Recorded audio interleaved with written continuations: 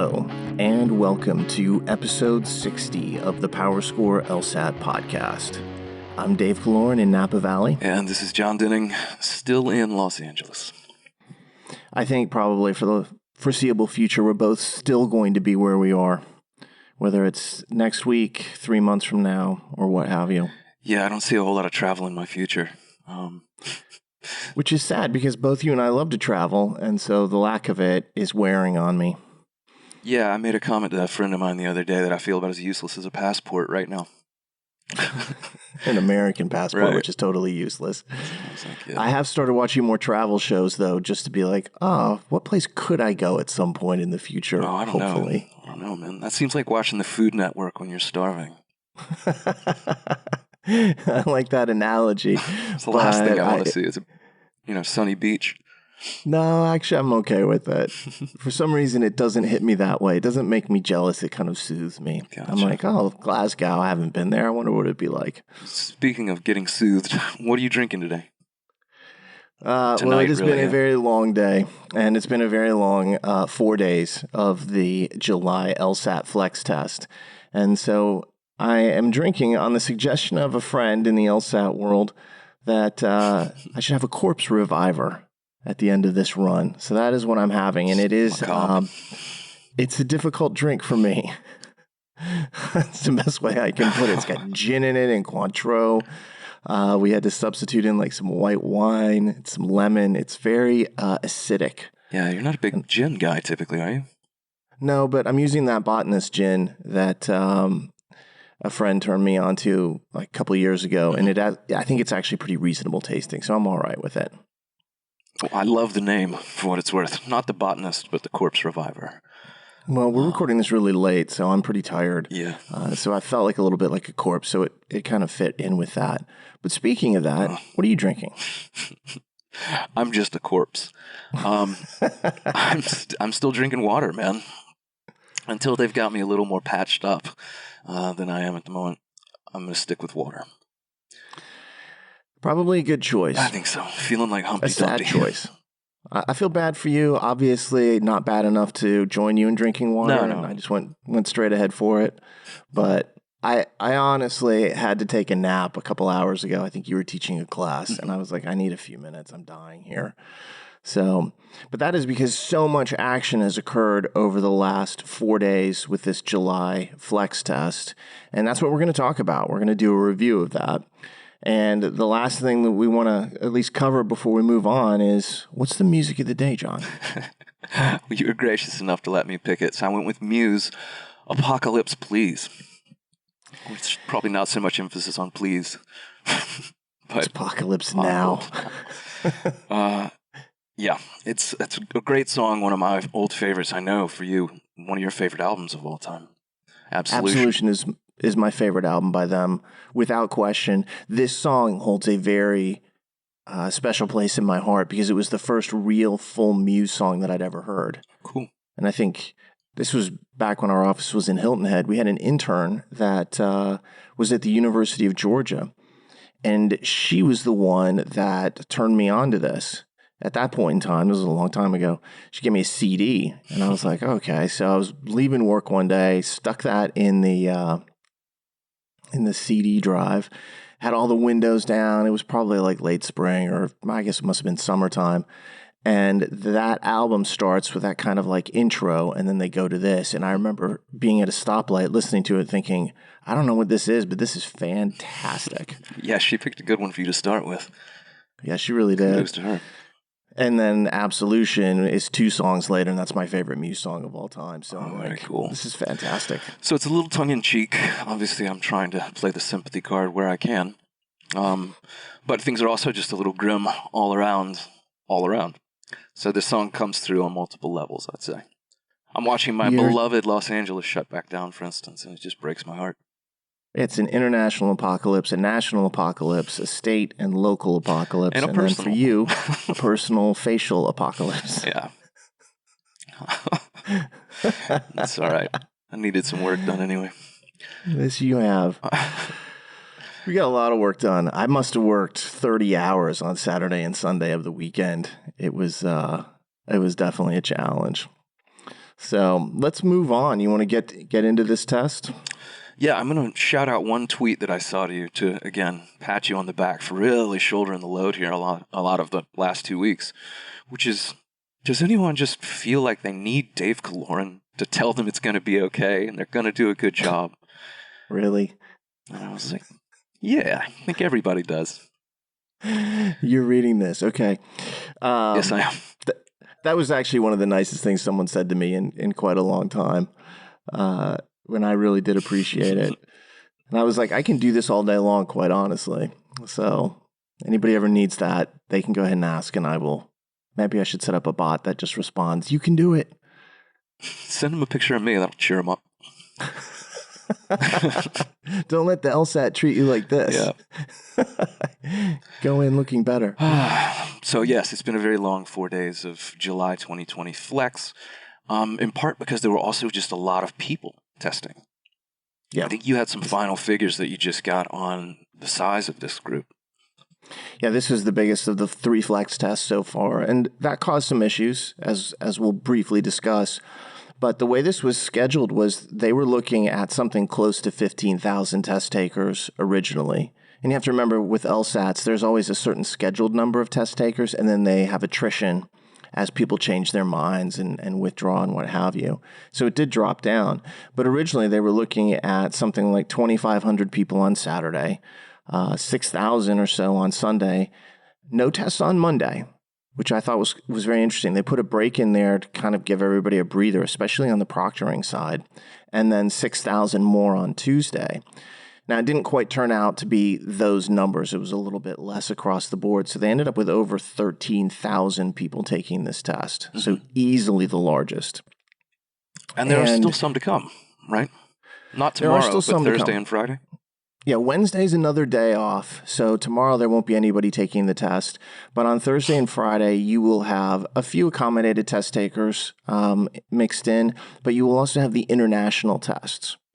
And one of the things that LSAC asked us to do was to really not talk about the contents of the test while it was ongoing, and really not to confirm publicly what the sourcing of the test was, really just to stop people from getting crazy about it. So they asked us to wait until the end of day today to discuss it.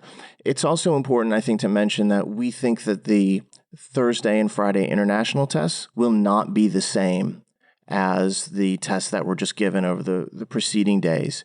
And so that consequently what we're looking at is we think we can release this now and have it be a situation where it's not going to be prejudicial or cause any problems in terms of people knowing something that they shouldn't. So Right. At least gives you kind of an overview. But international test takers, I'm sure some of you just heard that and you're like, oh, thanks for sorry.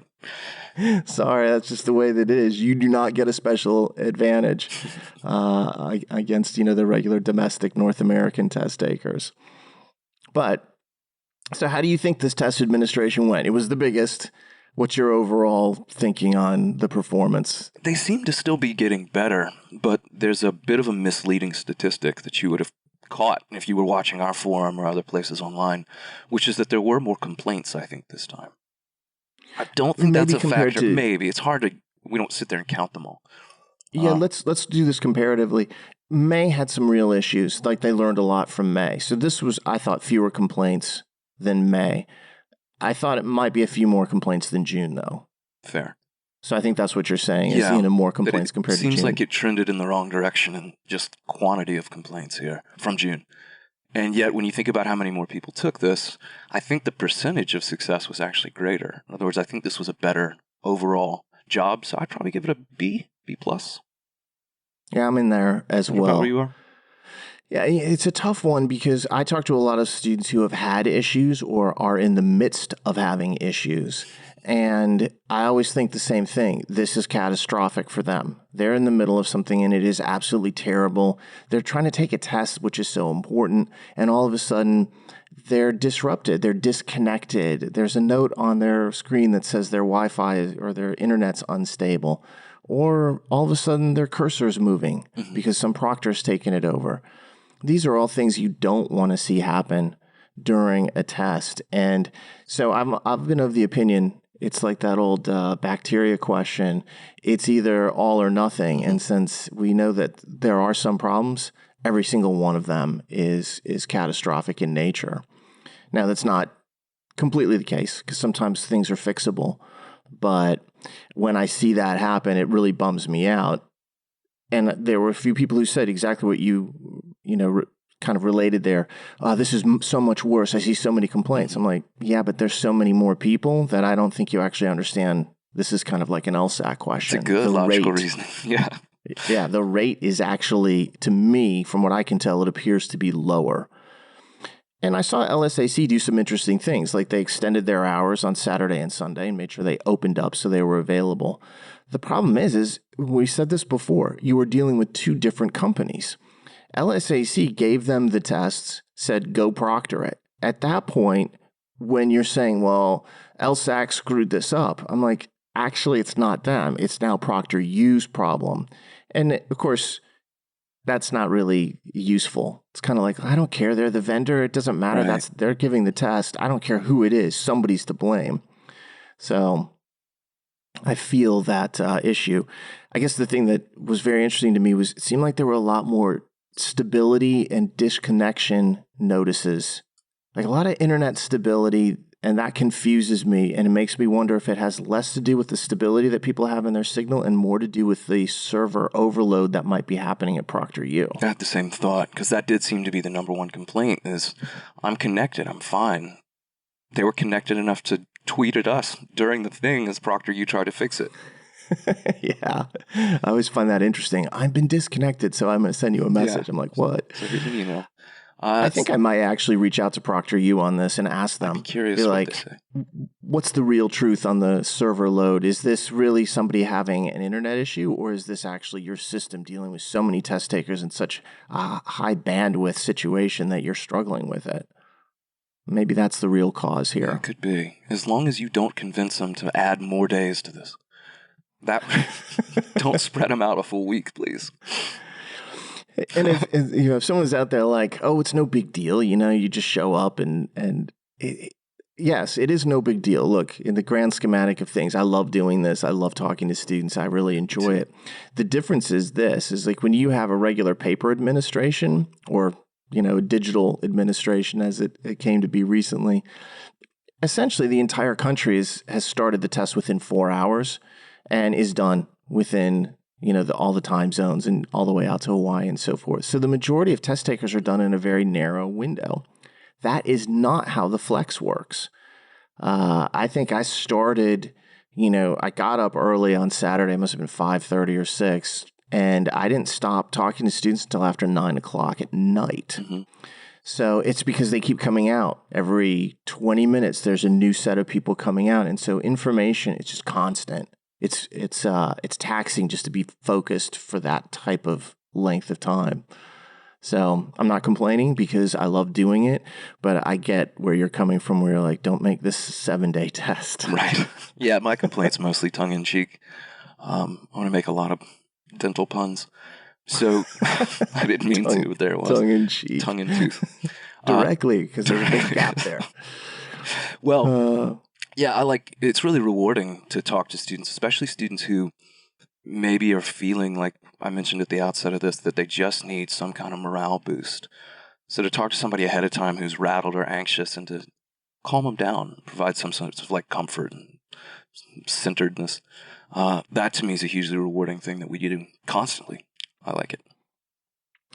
I feel that's part of our job. Mm-hmm. Obviously, if you're going to try to help people with the test and teach them methods and strategies, you would be remiss if you were just like, okay, well, you go ahead and use those tools, and I'm not going to help you shape your mentality around it. Right. It's a holistic thing. All the pieces come together. And I think that, as we've said many times, your mentality is just as important as your actual knowledge of what you're doing in this environment. So that's not going to change. We'll continue to do that. Just don't make it 7 days, please. I actually did about a 4-hour clinic this past Friday before all this kicked off the next morning on test mentality. Yeah. And it was a lot of fun. There were a lot of people there. And it went longer than I expected, but I didn't mind. Well, you were still answering questions Friday night at, I think, 10:30 Pacific. Mm-hmm. Were you not? You and I were exchanging some text messages. I was still there. Yeah.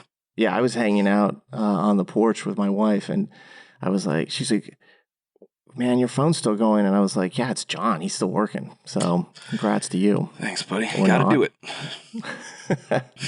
Well, let's talk about this July LSAT-Flex exam a little bit more specifically. And let's first kind of cover how it works throughout the few days. And if you went through the June test, you already have a good sense of how this works. But I think there's a lot of people listening who are like, I don't really understand what it is that they're doing, how they use the tests, what occurs. So let's go through that. Do you want to cover that, Jon, or do you want me to? We can bounce it back and forth.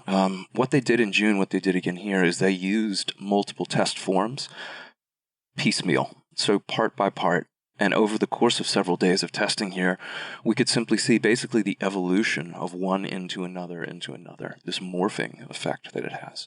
So they start with one whole one and start to swap in pieces from other things.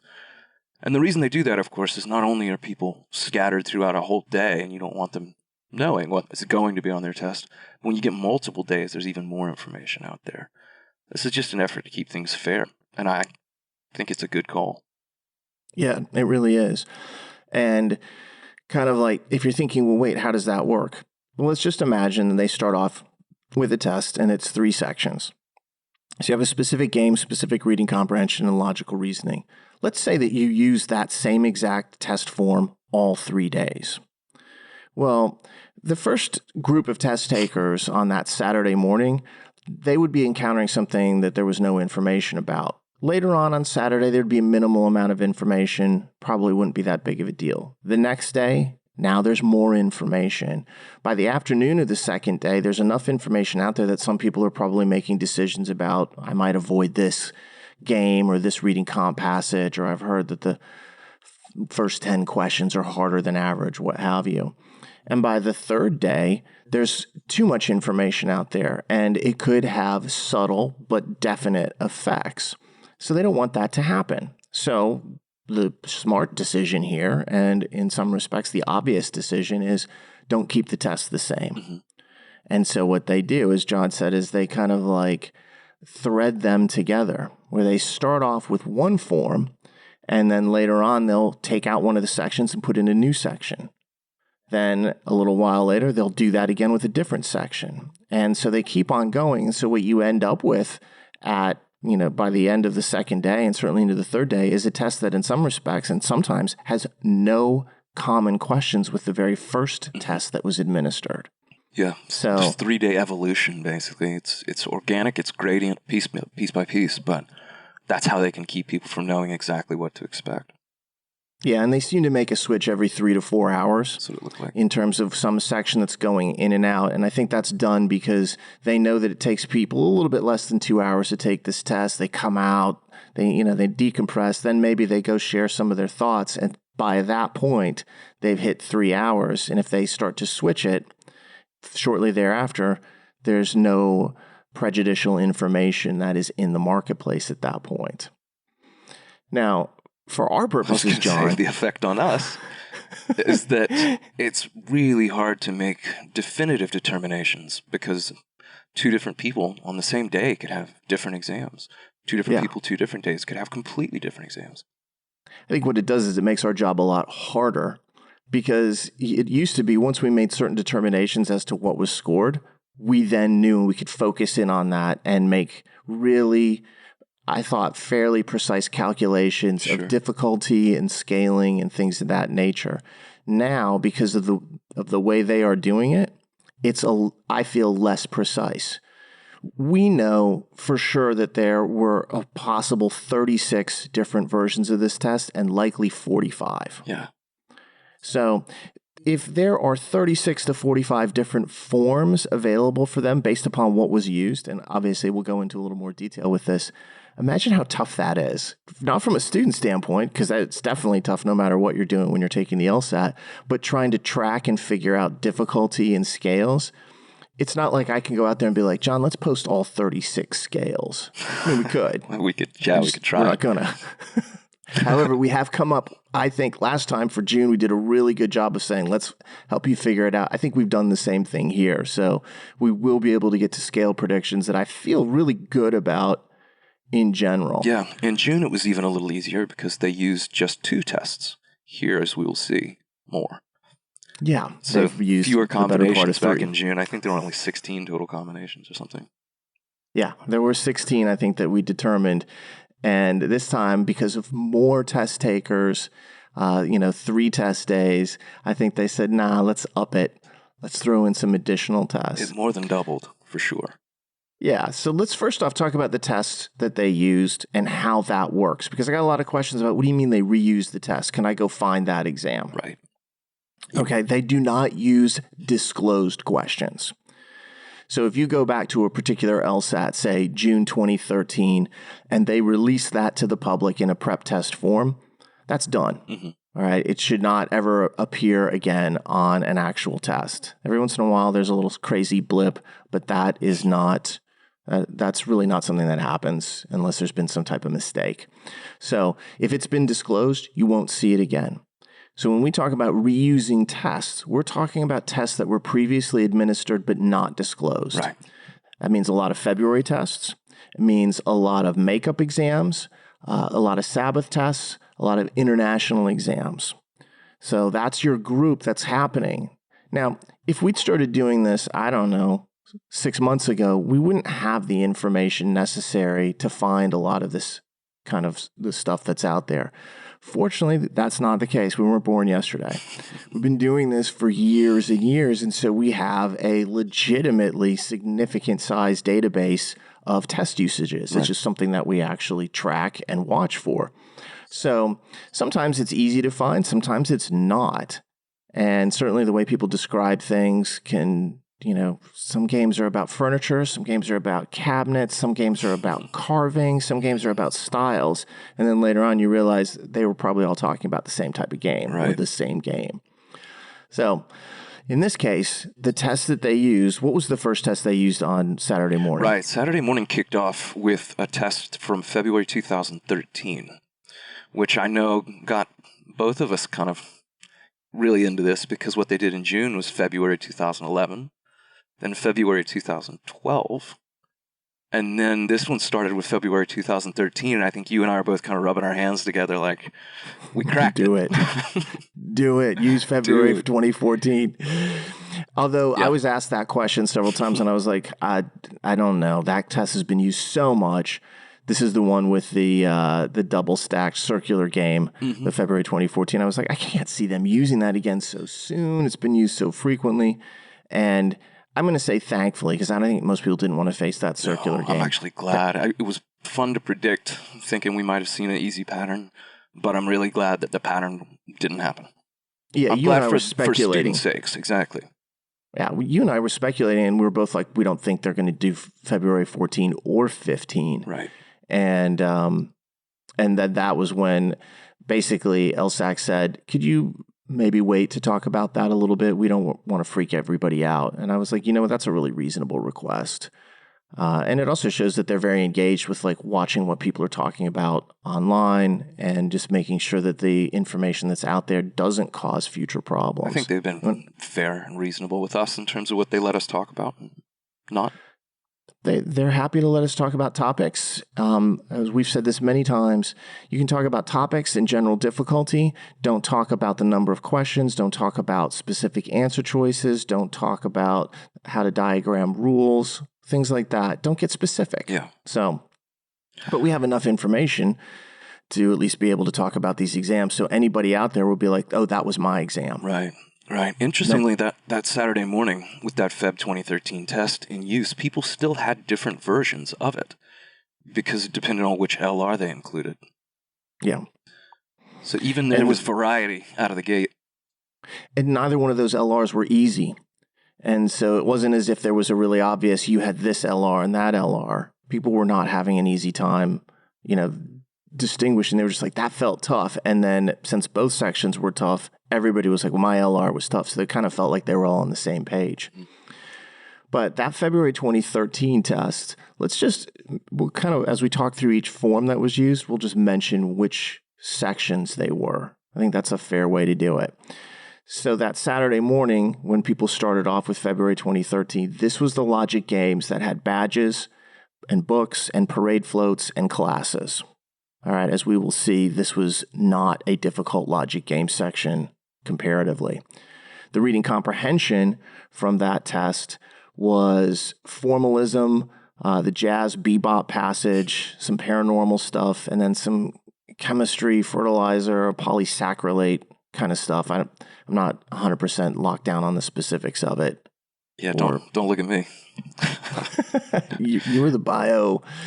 I should know what polysacrylate is, but I happily do not. You're my go-to guy for chemistry. Thanks. So, and then both the LRs on Saturday from that test, early at least, were difficult.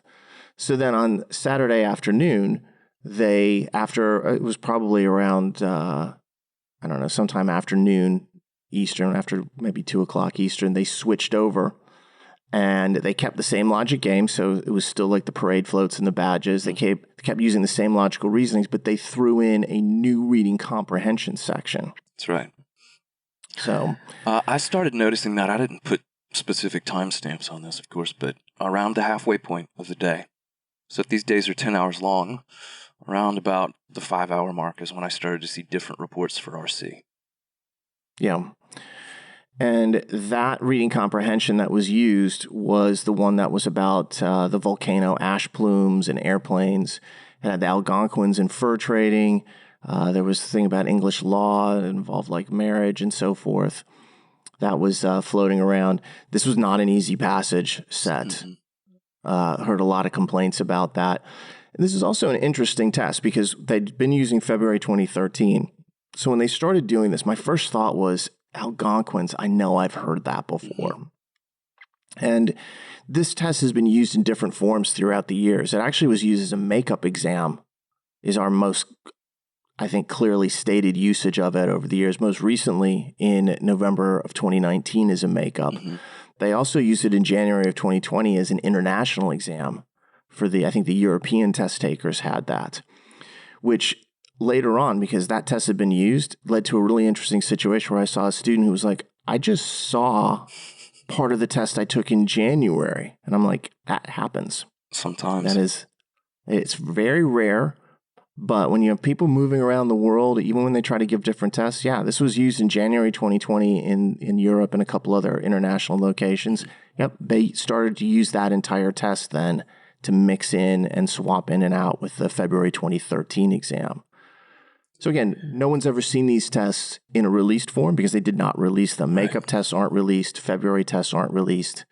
But that's what was happening at that point.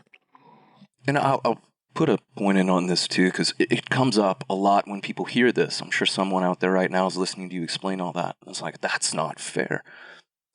The advantage anyone would get from seeing something and not getting a copy of it and then seeing it months or years down the road is basically nil. You're going to have learned how to do the game after the fact and then remembered it and then reapplied it or remembered the passage and what it was about. I would say this is a very, very low impact type of event in terms of advantage. You may feel differently on that. Yeah. Your memory might be better than mine. I do think it's an advantage because you have instant familiarity with the topics and recollection. Again, we're talking about an extremely small sample group. And the person I saw who mentioned that was like, this didn't help me because I struggled with it the first time. And so when I saw it, it actually gave me a degree of anxiety. Oh no, not this again. Yeah, pretty much like, and also, of course, the shock of, is this the same thing? This is weird. That's not supposed to happen. Yeah, I think it would rattle me more than settle me. I'd be instantly suspicious that I was misremembering. Yes, you would, but for me, I guess I would look at it this way. I know this can happen. So if it occurred to me, I'd be like, I won the LSAT lottery. It's the same test. I'm going to remember, I have a pretty good recall where I ran into problems. I'm going to remember some of maybe the mistakes that I wanted to correct to go faster or be more precise. I think it depends on the person, but you're going to have to know your LSAT history immediately to realize this is possible. And very few people would know that because it's not supposed to happen. Right. That's anyway, so that was your Saturday test, was February 2013. in the morning, a couple different versions, and then a new difficult reading comprehension coming in from January 20 is what we'll call it, the international. Mm-hmm. And this is where people started to say, the reading comp's hard. I think the second reading comp was harder than the first one, as we'll talk about. But that's what happened on Saturday. And I remember being tired at the end of Saturday thinking, man, this is going to be a long couple of days. So then we woke up on Sunday. Mm-hmm. So I woke up in the middle of the night, tweeted, went right back to sleep. Oh, I'm glad you went back to sleep because I saw the timing of that tweet and I was like, he can't be. There's no way he started again. I've discovered that you can actually do timed tweets. So, because another LSAT colleague of mine wrote and said, "Are you actually up on Saturday at like 4:47?" And I was like, "Yes, Mike, I am indeed up." I said, "But I did go right back to sleep again." And I can't remember if it was him or someone else was like, "You realize you can pre-schedule those?" And I was like, "What?" I just discovered that. Today I learned I'm an idiot. So what happened on Sunday morning as the day started off? The first thing they did was swap the February 2013 logic games from the day before with those logic games from the January 2020 international test. Yeah. So now you had the logic games from January 2020 along with the same reading comprehension from January 2020 that had started to use on Saturday afternoon. And then eventually they swapped in the logical reasoning sections as well.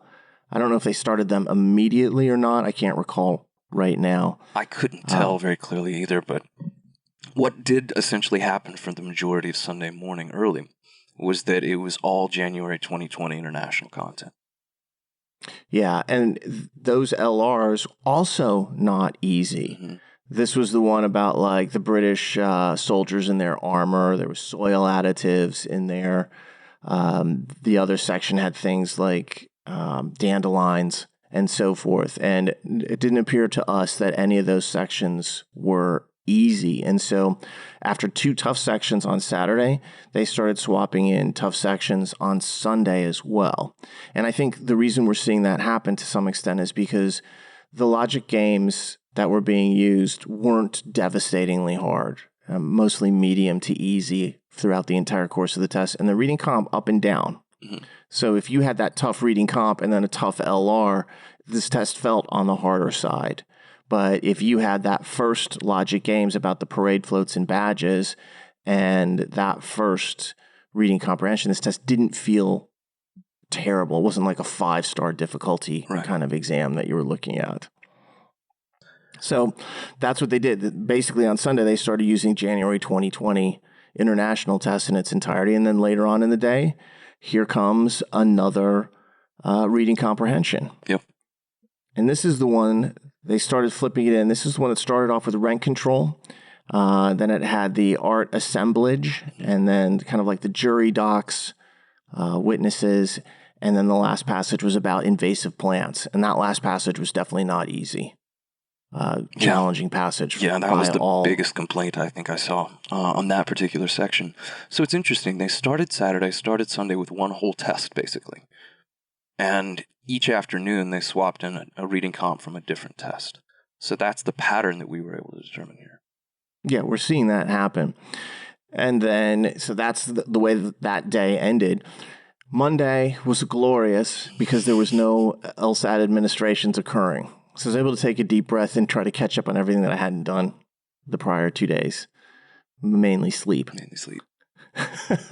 Blame you. And so then we get to Tuesday, and they continue on with the new reading comprehension. And we didn't mention this, but that rent control / invasive plants reading comprehension is, we can see parts of it. For example, rent control as a passage was used in February of 2011 as an experimental section.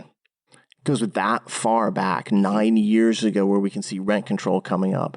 But I don't see this entire test having been administered recently as an international or even a Sabbath as a major test. Mm-hmm. So maybe if someone out there is like, here's this, and it's like, no, I took this test 5 years ago, let us know. But it seemed like this was relatively newly assembled. It was an assemblage of new kind of like content and passages. Yeah, it wasn't some huge administration previously like a February test would have been. Yeah. So that's what happened on Tuesday. They started off with that RC, and then they flipped in a new logic games, same type of thing, something where it's really tough for us to identify where it came from. And this was the logic games that dealt with the crops, north and south, planting, then the furniture, cabinets, and last kind of like duets, like in a talent show of some sort that was going on. So then they'd thrown that in. And if you're counting, and I hope you are, that now means they've used 3 different reading comprehension sections and 3 different logic game sections. And what we're doing is we're talking about when they've tripped the switch to go to the next one. It doesn't mean that they didn't go back and have some people take the earlier ones. So it's not as if you just get new tests the entire way through. As we saw on Tuesday, they went back and started using the stuff from Saturday at times. And this is where we start to say, yeah, there's a conceivable 36 or 45 different test sections out there. Do I think they use all of those? No, I don't. I think some combinations actually don't occur. But it's possible, and that alone presents a problem. Yeah, the source material here allows for it. I was getting that question from a few people, like, what was the Sunday morning test, or what was the Sunday afternoon test? As though it was a single thing for everyone. And it's not necessarily. It's a majority thing, but it's not a guarantee.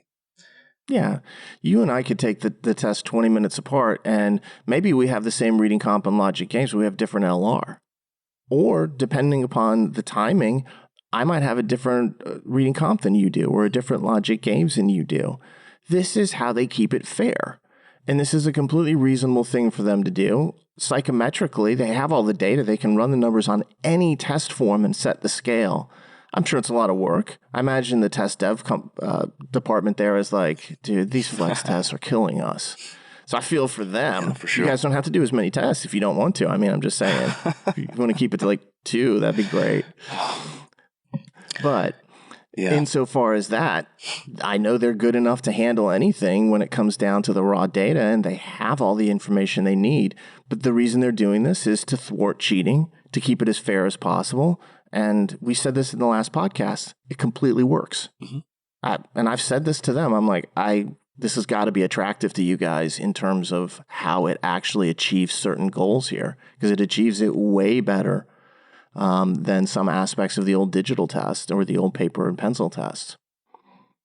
So yeah, you're basically shuffling cards with this and trying to then predict what your hand will be. That's really hard to do. It's impossible, really. So one thing that I'll make mention of, because I know one of the big talking points in this, Dave, is the scale. I thought all of these tests were, by and large, very fair, middle-of-the-road types of tests. I said the same thing in May. I said the same thing in June. I didn't see anything crazy like that February 2014 circular game or those September 2019 games that were so notoriously difficult for people. Or the September 2016 virus game. Precisely. Or any of the really tough reading comp out there like Kate Chopin or, the tokens or anything like that. There's nothing that was like murderously difficult, to use a rather loaded description there. There was nothing that was just like, oh my gosh, I can't even. There's always difficulty, and I will say that 100 times. No LSAT is easy, but some of them are really like brutal. This didn't have any of those aspects, so I agree with you on this. Cool. What do we think? I just took a drink of that corpse reviver and opposite effect. I burned my throat. I will now become the corpse. There will be no revivication. You live and learn. So let's run through this then and talk about the scales, plural. Okay. Which, by the way, just to close that out, it looked to us as if a new logical reasoning was used Tuesday afternoon. Yeah. And like the logic games and the reading comprehension that we saw on Tuesday, hard to identify. Yeah, so, I saw that too. Let's break down the scaling, because, this is the part that everybody's like, what about me? And I completely understand that. So this is more challenging. Last time we had 2 logic games, 2 reading comprehensions. So we had 4 base combinations, and then we could talk about the LR around it. This time we have 9 base combinations. We have 3 reading comp and 3 logic games. We have what we think are 5 separate logical reasoning sections to go on top of that. So if you multiply that out, that's where you get 45 possible combinations. So we thought a lot about how to do this to make it clear. I think we're going to do a good job with it. Yeah, I think we've done the best we can with this, and it's pretty good from my estimation. As I always say this, sometimes when I'm talking to my daughter, she's like, that was a good explanation. I was like, honey, that's my job, is to try to make things clear. So if I don't do a good job with it, by all means, tell me immediately, because then I'm failing in my ability. And I think that way about the LSAT. Our job is to explain the LSAT and to make things as clear as possible. So we try to do our books. We try and do it on our courses, tutoring, what have you. So when we get to something like this is a pretty difficult thing to actually get across without writing it all down. So hopefully we do a good job. But if anybody does have questions after they hear this, by all means, let us know. But we're going to try to make it 0 questions with our absolute crystal clarity here. I think we can do it. I know we can't do it. Somebody's going to have questions, but that's okay. It won't be our fault. So let's start with you want to start with reading comp or games? I'm going to start with reading comprehension. And what we're going to do is this. Since there are 45 different versions out there, we're not going to be like, version 1 was this. That would be death to all of us. And 3 hours later, we'd be struggling. So we're going to do it like this. First off, we're going to start with a -7 scaling as the base. And that -7 scaling is how many questions you can miss to get a 170 on a flex test. These specific flex tests. So that's kind of like the midline difficulty that we're going to start with. And then what we're going to do is, based upon which reading comp, logic games, logical reasoning section you had, we're going to either add or remove one from that scale or leave it as it is. So start with -7 in your head. And then as we go through each of the kind of like the reading comps, you can either add, remove, or keep it the same. So the volcano passage, this was the reading comprehension, this was the ash plume and so forth. This was a pretty tough passage. If you had that passage, add 1 to the scale. So take it from 7 up to 8. If you had either of the other 2 passages, okay, so jazz and bebop being 1, invasive plants being the other, keep it at 7. And I know what some of you are thinking, dude, invasive plants was brutally difficult. I know that. I also know that the rent control passage that started that section wasn't. It wasn't that challenging if you were like dialed in. So offsets, we're going to say that is 0 overall in terms of adding to this scale. So if you got volcano, your scale loosened up. If you had the other 2 passage sets, no change. You're still at -7. Jon, we good so far? So far, so good. Don't think that those are your final numbers, though, necessarily, just to clarify. No, we're starting. Yeah, exactly. That's the reading comprehension schematic here. Games can still move it. LR can still move it. That is exactly right. Now we're going to go to logic games. All right. So when we take a look at logic games, what we see is that the section that involved the inspections and the TV print ads, all right, we think that was pretty much in the middle of the road. Certainly that the inspections part of it was difficult, but we're going to keep it at 0. So whatever your number was after reading comprehension, stay at 0. The game involving the furniture and the crops, we're also going to keep that at 0. And I realized that the furniture game was not easy. I saw some complaints. It's not about one game. We don't think that game was like ultra killer, and we think the other games offset the difficulty. So that too stays at 0. The last section on the lineup here, which we think was the easiest, was the game on Saturday, the badges, the books parade. And again, they did go back to this later on, so I'm saying that's when they started using it, was Saturday. Right. If you had that, you're going to take away 1 from your scale. So if you were previously at 8, you just drop back down to 7. If you were previously at 7, you just drop to 6 as your scale to get to a 170.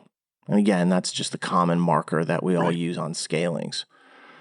So start off at -7. If you had volcano, you loosen it up by 1. If you had jazz and invasive plants and reading comp, it stays at 0. You get to logic games. If you had the inspection section, it stays at 0. If you had furniture, it stays at 0. If it had badges, you're tightening it up by 1 and dropping it down. Now we get to LR. A little more consistency here, at least. Yes. I would say. So it would be really tough to go from LR to LR, and thank God we don't have to. If you had basically the Saturday or Sunday logical reasonings, the difficulty on those seem to be pretty high. We're going to say add 1. So if you were at -6, you now go up to 7. If you were at 7, you go to 8, and so on. If you had one of the what we think was the late Tuesday one, we think that was a relatively reasonable medium section. Right. You don't add or subtract anything. You keep it where it's at.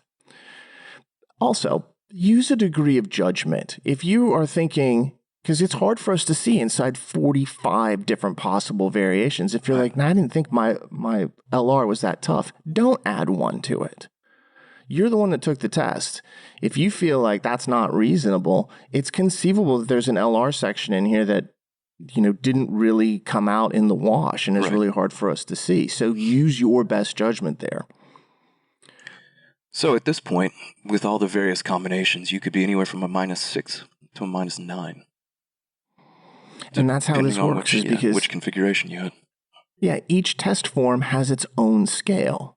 So we can't, if somebody asked me, they're like, what's the scale? And I'm like, oh, I wish I could say that's what it was. That I was wish the I good could old just be days. like, yeah, it's -8 and let's all go home. I was like, no, I was sitting there kind of like pondering this. I'm like, this is getting to be a crazy algorithm that we're going to have to run on that. But hopefully you can start off with -7, pick your RC, pick out your LG, pick out your logical reasoning, and from there, come up with what the scale prediction would actually be, no matter which of the 40 plus possible options that you had. Feel good about that, Jon? I do, actually. And interestingly enough, that takes the average person out there scale to -8. Most people are going to land on a -8 with this. I don't know if that's the case. Yeah. I guess so with the logical reasoning. Yeah, 2 of the game sections don't move your 7. 2 of the reading comps don't move your 7. The other reading comp and game offset. And then at least 4 of the logical reasonings were saying it would loosen it by 1, 7 to 8. You're right. What? Good math. Say that again? I said, Jon, that you are correct. Somebody write this date down. It's the second time ever. Yeah.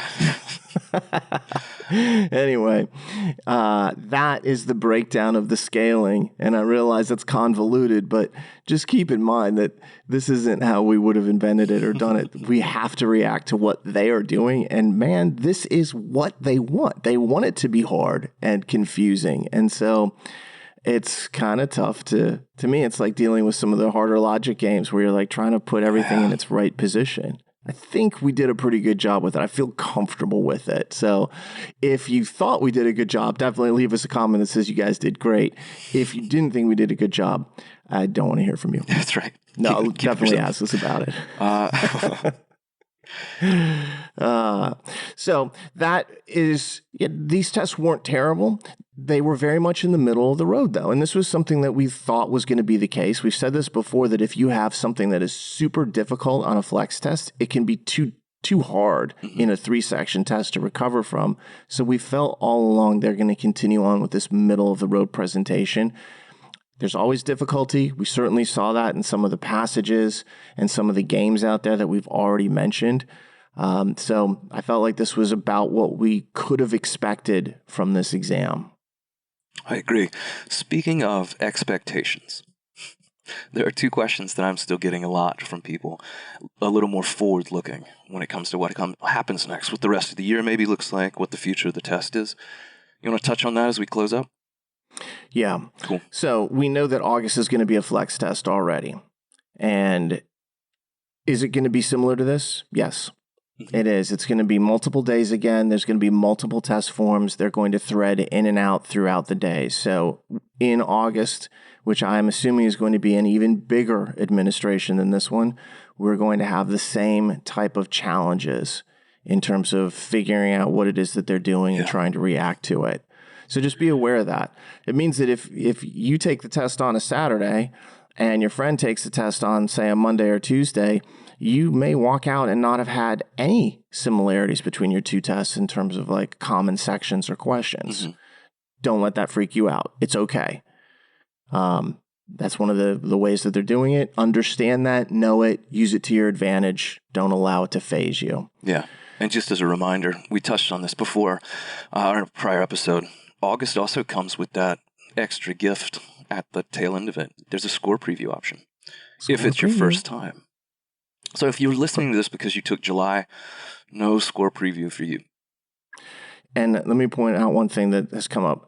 It's not score preview for your first flex test. It's only score preview for your first LSAT. Right.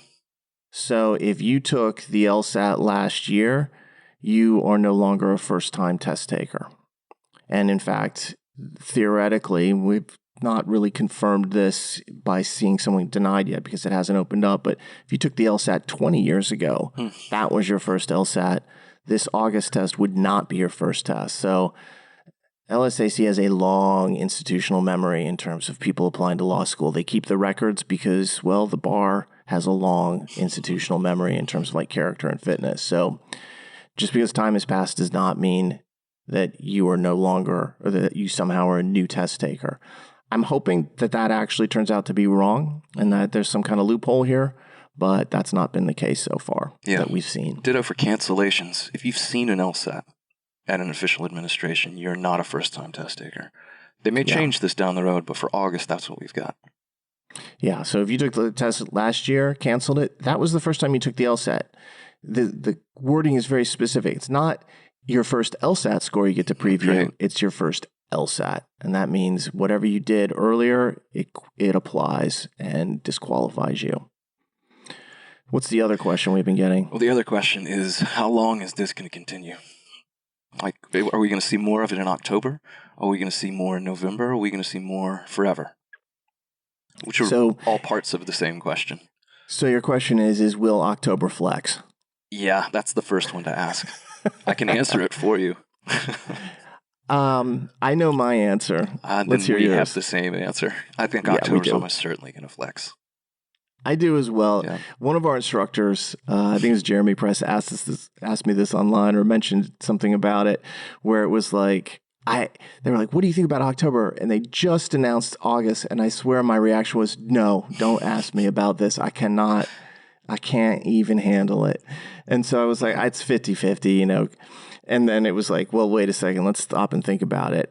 And then some of the developments recently have made me feel like it's not getting better. No, I don't and think so consequently, I would have to say that if, we were to put money last week, I think I said, I'd put money down on it, and you did too. I'd put even more money on it now. It feels like it's way up into the 90s. Yeah. Like 99% chance now that October flexes. I'd up my bet too. Probably up it and then let it ride through the rest of 2020. Can't wait till the end of 2020. You and I both feel the same way, and I know everybody in the world feels that way. They're like, 2020 is the worst year ever. Which is to say, November, in my opinion, is going to flex and look a lot like what we've just seen. It certainly, again, if we were betting on this, I hope no one's asked us if November's going to flex, but since it's come up, I'm right there with you. I think it's going to flex as well. So, yay. Yeah, beyond that, I'll stop speculating. Because 2021 may redeem itself. We'll see. You know what? Putting money on a vaccine, please. Yes, vaccine. Please. Maybe we get a get out of jail free card here at the end.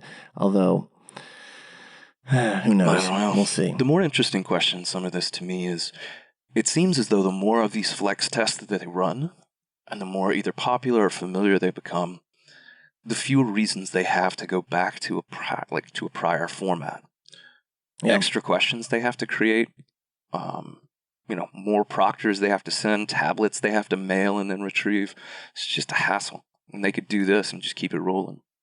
Yeah. So even if we can go out in public again in 2021, you may still take the LSAT at home. I can see that being the case. You and I have speculated very briefly on it previously. One of the problems that we knew was coming up was that when you start adding a whole bunch of test administrations, you put a lot of pressure on your test development department to come up with all these exams. And, that was with 2 logical reasoning sections. And so at that point, it was like a lot of questions. Well, when you drop down to 3, you remove a little bit of the pressure. The big argument would be, well, they invested so much money in hardware Yeah, man, sunk costs. If you all of a sudden are presented with an option that will save you money going forward, and I'm pretty sure this one does, if you can get it to work properly, why wouldn't you? You just be like, all right, I'll just sell those tablets back, and yeah, we'll take a loss on it, but now we don't have to ship them out anymore or ship as many. They can still use some of them. They still, in fact, do. I think they shipped something like 200 tablets to test takers who didn't have the ability to do that. And I want to at least stop and say, think about that for a second. This is a testing company that really doesn't have to. They could just be like, really, we're sorry, but, go to the library or whatever. They don't do that. They're like, all right, we'll try to help you. They are trying to make this accessible, and I think that's been their goal. And based on the stats they sent me earlier today, it's working. They were looking to increase the number of people who were able to apply to law school and get LSAT scores, and they've caught up by and large to where they were last year. They were behind by like 1% or 2% recently, and as they've released this, it's gotten out there. So yeah, I feel like the attractiveness of this is going to become pretty obvious over time, especially as it becomes second nature. Yeah, I think even if we do go back to tablets in a face-to-face proctoring situation, all of us in a room somewhere, mixed section tests have got to be the future. Yeah, there's no reason for them not to be. I do think if they do flex it at home indefinitely, we're going to see a 4-section test. They've got to have experimental questions. They must test them. They must get that data in order to predict scales for the future. But as you and I have said on a prior podcast, I don't think there's anything wrong with that. Give people a 10-minute break between sections 2 and 3. Make one of the 4 sections experimental. Put it wherever you want. That satisfies everything. If you can get the connection issues worked out. And I feel like this, again, I'm speculating wholly, and I might probably get a call from ProctorU being like, you were wrong, please correct next time. Maybe. We'll see. I don't just take the word of corporations just because they have it. So anyway, yeah, any final thoughts? Last thing I'm pondering is how in the world do we ever get back to a released test with this many configurations of it? All right. I have what I think is the answer to this. You have a theory on this? All right. Release tests. If this continues, that's the first. So I don't want to be misquoted on this. If this continues and the flex test becomes the standard, I believe that fully released tests of the exam that you took are a thing of the past.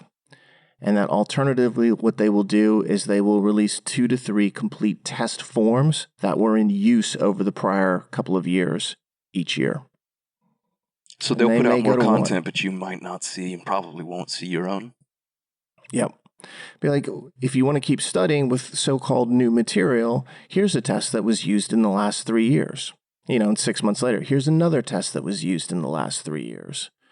I thought about this. It's funny that you mentioned that because I've speculated. I'm like, what are they going to do with this? Because here we are now. These tests, talking like August, is supposed to be a released or a disclosed test, and it is not going to be a disclosed test. So to get around this, I think they'll just say, we're going to choose a form that we want to retire, and we'll release that. Have a nice day. Sorry, we're no longer guaranteeing that you get your test. Maybe you'll see a part of it. Maybe one of the sections will be there. The other thing is they may release them as, if it's permanent, they'll release them as 3-section tests. Right. So even fewer questions coming into the public domain. I better not say it that way. Coming into the public eye. Those tests don't enter the public domain, so to speak, at least from an intellectual property standpoint. Sorry, got to get legal. No, I'm glad you did. I'll say this too, if they don't release your version of the test, they're not going to give you any analytics for how you did on it. They'll give you a score and a percentile. I have good news for you, my friends.